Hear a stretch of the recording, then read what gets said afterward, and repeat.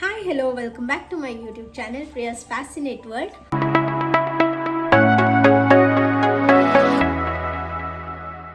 ನಿಮಗೆಲ್ಲ ಇವಾಗ ಆಲ್ರೆಡಿ ಗೊತ್ತು ನಾನು ಯಾವ ವಿಚಾರದ ಬಗ್ಗೆ ವೀಡಿಯೋಸ್ನ ಶೇರ್ ಮಾಡ್ತಾ ಇದ್ದೀನಿ ಅಂತ. ಹೌದು, ನನ್ನ ಪ್ರೆಗ್ನೆನ್ಸಿ ಸೀರೀಸ್ನ ನಾನು ಶೇರ್ ಮಾಡ್ತಾ ಇದ್ದೆ. ವಿಡಿಯೋ ಬರೋದು ಸ್ವಲ್ಪ ತಡ ಆಗಿದೆ, ದಯವಿಟ್ಟು ಕ್ಷಮೆ ಇರಲಿ. ಯಾಕಂದರೆ ನನಗೆ ಸ್ವಲ್ಪ ಹೆಲ್ತ್ ಇಶ್ಯೂ ಆಗಿತ್ತು, ಅದಕ್ಕೆ ವಿಡಿಯೋ ಶೂಟ್ ಮಾಡೋದಕ್ಕಾಗಿರಲಿಲ್ಲ.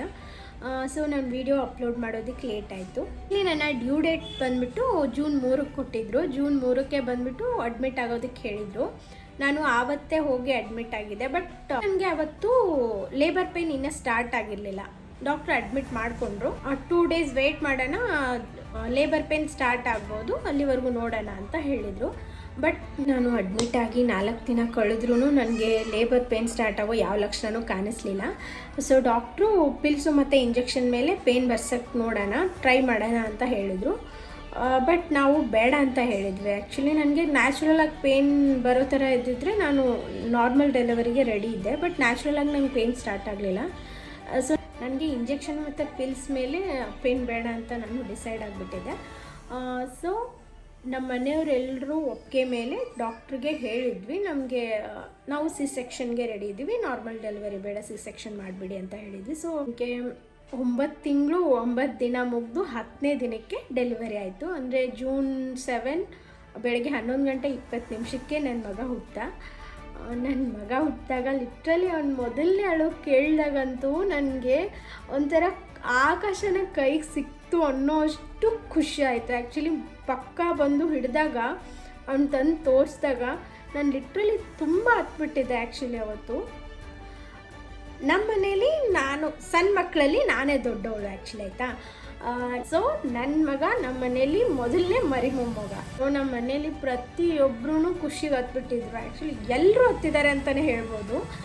ನನ್ನ ಮಗ ಹುಟ್ಟಿದಾಗಂತೂ ನಮ್ಮ ಊರಲ್ಲಿ ಫುಲ್ಲು ಪಟಾಕಿ ಹೊಡೆದಿದ್ದಾರಂತೆ. ಇನ್ನು ನನ್ನ ಹಸ್ಬೆಂಡ್ ವಿಚಾರಕ್ಕೆ ಬಂದರೆ, ನನ್ನ ಹಸ್ಬೆಂಡ್ ಅಂತೂ ಇಷ್ಟು ಎಮೋಷ್ನಲ್ ಆಗಿದ್ರು ಅಂದರೆ ತುಂಬ ಹತ್ತಿದ್ರಂತೆ. ನನಗೆ ಮೂಮೆಂಟ್ಸ್ನ ಕ್ಯಾಪ್ಚರ್ ಮಾಡೋದಕ್ಕೆ ಹೇಳಿದ್ದೆ. ಬಟ್ ಇವ್ರ ಮನೆಯಿಂದ ಹಾಸ್ಪಿಟ್ಲಿಗೆ ಬರೋಷ್ಟರಲ್ಲಿ ನನ್ನ ಡೆಲಿವರಿನೇ ಆಗೋಗಿತ್ತು. ನನ್ನ ಮಗ ಹುಟ್ಟಿ 2 ದಿನ ಆದಮೇಲೆ ಅವನಿಗೆ ಜಾಂಡಿಸ್ ಚೆಕ್ ಮಾಡಿದರು. ಆವಾಗ ಜಾಂಡಿಸ್ ಅವನಿಗೆ ಪಾಸಿಟಿವ್ ಬಂದಿರಲಿಲ್ಲ, ಇಲ್ಲ ಅಂತಲೇ ಬಂದಿತ್ತು. ಬಟ್ ಡಿಸ್ಚಾರ್ಜ್ ಆಗೋ ದಿನ ಚೆಕ್ ಮಾಡಿದಾಗ ಸ್ವಲ್ಪ ಜಾಂಡಿಸ್ ಇದೆ ಅಂತ ತೋರಿಸ್ತು. ಸೊ ನನ್ನ ಡಿಸ್ಚಾರ್ಜ್ ಮಾಡಿ ನನ್ನ ಮಗನ ಅದೇ ಹಾಸ್ಪಿಟ್ಲಲ್ಲೇ ಅಡ್ಮಿಟ್ ಮಾಡಿಕೊಂಡ್ರು. ಸಂಜೆಯಿಂದ ರಾತ್ರಿವರೆಗೂ ಅದೇ ಟೆನ್ಷನಲ್ಲೇ ಇದ್ವಿ. ಅದಾದಮೇಲೆ ಸ್ವಲ್ಪ ವಾಶ್ರೂಮ್ ಹೋಗೋಣ ಅಂತ ಹೋಗಿ ಮೆಟ್ಲು ಇಳಿಬೇಕಾದ್ರೆ ನನ್ನ ಕಾಲು ತುಂಬ ಬ್ಯಾಡಾಗಿ ಸ್ಲಿಪ್ ಆಯಿತು. ಜೋರಾಗಿ ಬಿದ್ದುಬಿಟ್ಟೆ ನಾನು. ಲಿಟ್ರಲಿ ಆವಾಗ ನಾನು ಬಿದ್ದಿದ್ದ ಫೋರ್ಸ್ಗೆ ಎಲ್ಲರೂ ನನ್ನ ಸ್ಟಿಚಸ್ ಕಿತ್ತೋಯ್ತು ಅಂತಲೇ ಅಂದ್ಕೊಂಡಿದ್ರು, ಅಷ್ಟು ಫೋರ್ಸಲ್ಲಿ ಬಿದ್ದೆ ನಾನು. ಆ್ಯಕ್ಚುಲಿ ಇದಾದಮೇಲೆ ನನ್ನ ಬ್ರೆಸ್ಟ್ ಮಿಲ್ಕು ಚೆನ್ನಾಗಿ ಪ್ರೊಡ್ಯೂಸ್ ಆಗ್ತಾ ಇದ್ದಿದ್ದರಿಂದ ಮತ್ತು ನನ್ನ ಮಗ ಚೆನ್ನಾಗಿ ಕುಡಿತಾ ಇದ್ದಿದ್ದರಿಂದ ಡಾಕ್ಟ್ರು ಡಿಸ್ಚಾರ್ಜ್ ಮಾಡಿದರು ನನ್ನ ಮಗನಿಗೆ. ಇಲ್ಲಿ ಮಕ್ಕಳು ಜಾಂಡಿಸ್ ಬಗ್ಗೆ ನನ್ನ ಪರ್ಸ್ನಲ್ ಒಪಿನಿಯನ್ ಅಂದರೆ, ನನ್ನ ಮಗನ ಡಿಸ್ಚಾರ್ಜ್ ಆಗಬೇಕಾದ್ರೆ ನನ್ನ ಮಗನ ಜಾಂಡಿಸು ಕಂಪ್ಲೀಟಾಗಿ ಕ್ಯೂರ್ ಆಗಿರಲಿಲ್ಲ.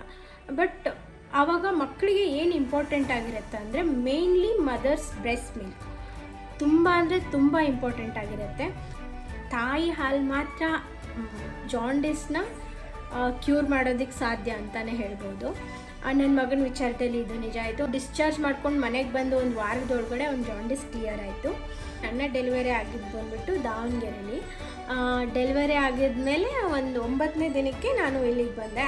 ನನ್ನ ತವ್ರ ಮನೆಯಲ್ಲಿ ಮಗು ಹುಟ್ಟಿದ 5ನೇ ದಿನಕ್ಕೆ 5 ವಿಷಯ ಅಂತ ಶಾಸ್ತ್ರ ಮಾಡ್ತಾರೆ. ಅದು ಮಗುವಿಗೆ ಮಾಡೋವಂಥ ಮೊದಲನೇ ಶಾಸ್ತ್ರ ಅಂತಲೇ ಹೇಳ್ಬೋದು. ಬಟ್ ನನ್ನ ಮಗನಿಗೆ 5ನೇ ದಿನಕ್ಕೆ ಮಾಡೋಕ್ಕಾಗಲಿಲ್ಲ. ಸೊ 9ನೇ ದಿನಕ್ಕೆ ನಾವಿಲ್ಲಿ ಬಂದಿದ್ವಲ್ಲ, ಅದೇ ದಿನಾನೇ ಆ ಶಾಸ್ತ್ರನ ಮಾಡಿದರು. ಅದರದ್ದು ಕೆಲವೊಂದು ಕ್ಲಿಪ್ಸ್ ಇದೆ, ನಾನು ಅದನ್ನು ನಿಮ್ಮ ಜೊತೆ ಶೇರ್ ಮಾಡ್ಕೋತೀನಿ. 5 ವಿಷಯ ಅಂದರೆ ಇಬ್ಬರು ಅಜ್ಜಿರು ಬಂದು ಮೊದಲು ಬಚ್ಚಲ ಮನೇಲಿ 5 ಕಲ್ಲಿಟ್ಟು ಬಚ್ಚಲ ಮನೆ ಪೂಜೆ ಮಾಡಿ, ಆಮೇಲೆ ಮನೆಯಲ್ಲಿ ಅರ್ದಿರೋ ಬೇವಿನ ಸೊಪ್ಪು ಮತ್ತು ಅರಿಶಿನ ಬೆರೆಸಿ ಮಗುಗೆ ಮತ್ತು ತಾಯಿಗೆ ಹಚ್ಚಿ ಎಣ್ಣೆ ಸ್ನಾನ ಮಾಡಿಸ್ತಾರೆ. ಆಮೇಲೆ 5 ಜನ ಕನ್ಯರನ್ನು ಕರೆಸ್ಬಿಟ್ಟು ಅವ್ರಿಗೆ ಹಂಗ್ನೂಲು ಹಾಕಿ ಮರದ ಮೇಲೆ ಅನ್ನ, ಅಂಬ್ಲಿ ಮತ್ತು ಹೋಳಿಗೆನ ನೈವೇದ್ಯ ಮಾಡ್ತಾರೆ. ಮತ್ತು ಬಂದಿರೋ ಕನ್ಯರಿಗೆ ಅನ್ನ ಅಂಬ್ಲಿನ ಊಟಕ್ಕೆ ಕೊಡ್ತಾರೆ. ಈ ಪೂಜೆನ ಯಾಕೆ ಮಾಡ್ತಾರೆ ಅಂದರೆ, ಆ ದೇವಿ ಅದೇ ದಿನ ರಾತ್ರಿ ಬಂದು ಮಕ್ಕಳಿಗೆ ಹಣೆ ಬರ ಬರೀತಾಳೆ ಅನ್ನೋದು ನಮ್ಮ ಜನರ ನಂಬಿಕೆ ಈ ಕಡೆ. ಆಯಿತು. ಎದಿಶಾ ಆದ ದಿನ ಮಕ್ಕಳನ್ನ ಅವತ್ತು ರಾತ್ರಿ ಎಲ್ಲ ಅಳಿಸ್ಬಾರ್ದು, ಅವತ್ತು ರಾತ್ರಿ ಹತ್ರ ಪೂರ್ತಿ ಅಳ್ತಾನೆ ಇರ್ತಾರೆ ಅನ್ನೋದು ಒಂದು ನಂಬಿಕೆ ಈ ಕಡೆ ಆಯಿತಾ. ಅವತ್ತು ಅವ್ನು ಅಳ್ಳಿಲ್ಲ ಹೌದು, ಆದರೆ ಅದಾದಮೇಲೆ ಒಂದು 4 ದಿನಕ್ಕೆ ಅಳಕ್ಕೆ ಸ್ಟಾರ್ಟ್ ಮಾಡ್ದ. ಅಳ್ತಿದ್ದ ಹೋಲ್ ನೈಟ್ ಅಳ್ತಿದ್ದ. ಬೆಳಗಿನ ಜಾವ 3 ಗಂಟೆ 4 ಗಂಟೆವರೆಗೂ ಅಳ್ತಿದ್ದ. ಮನೆಯವ್ರು ಎಲ್ಲರನ್ನೂ ಎದ್ದು ಕೂರಿಸ್ತಿದ್ದ, ಅಷ್ಟೊಂದು ಅಳ್ತಿದ್ದ.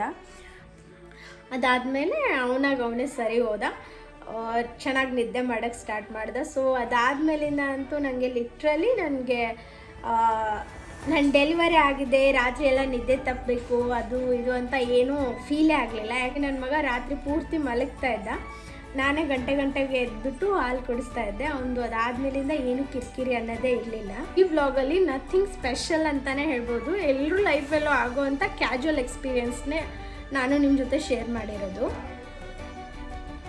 ನಾನು ಇಲ್ಲಿವರೆಗೂ ಯಾಕೆ ನನ್ನ ಡೆಲಿವರಿ ವ್ಲಾಗ್ನ ಶೇರ್ ಮಾಡಿದೆ ಅಂದರೆ, ನಾನು ಎಲ್ಲಿಗೆ ವೀಡಿಯೋ ಮಾಡೋದನ್ನು ಸ್ಟಾಪ್ ಮಾಡಿದ್ನಲ್ಲ ಅಲ್ಲಿಂದ ಒಂದು ಕಂಟಿನ್ಯೂಯೇಷನ್ ಅನ್ನೋದು ಇರಲಿ ಅನ್ನೋ ಕಾರಣಕ್ಕೆ ನನ್ನ ಲೈಫಲ್ಲಿ ಅಲ್ಲಿಂದ ಇಲ್ಲಿವರೆಗೂ ಏನೇನಾಯಿತು, ಯಾವೆಲ್ಲ ಘಟನೆ ಆಯಿತು, ಏನೇನು ಚೇಂಜಸ್ ಆಯಿತು ಅನ್ನೋ ಪ್ರತಿಯೊಂದು ವಿಚಾರನೂ ನಿಮ್ಮ ಜೊತೆ ಶೇರ್ ಮಾಡ್ಕೋಬೇಕು ಅಂತ ನಾನು ಈ ಒಂದು ಪ್ರೆಗ್ನೆನ್ಸಿ ಸೀರೀಸ್ನ ಸ್ಟಾರ್ಟ್ ಮಾಡಿದೆ. ಸೊ ಇದು ನನ್ನ ಪ್ರೆಗ್ನೆನ್ಸಿ ಸೀರೀಸ್ನ ಕೊನೆ ವಿಡಿಯೋ. ನನ್ನ ಎಲ್ಲ ವೀಡಿಯೋಸ್ ನಿಮಗೆ ಇಷ್ಟ ಆಗಿದ್ದರೆ ದಯವಿಟ್ಟು ಲೈಕ್ ಮಾಡಿ, ಶೇರ್ ಮಾಡಿ ಮತ್ತು ಸಬ್ಸ್ಕ್ರೈಬ್ ಮಾಡಿ. ದಯವಿಟ್ಟು ನನ್ನ ಚಾನಲ್ಗೆ ಸಪೋರ್ಟ್ ಮಾಡಿ.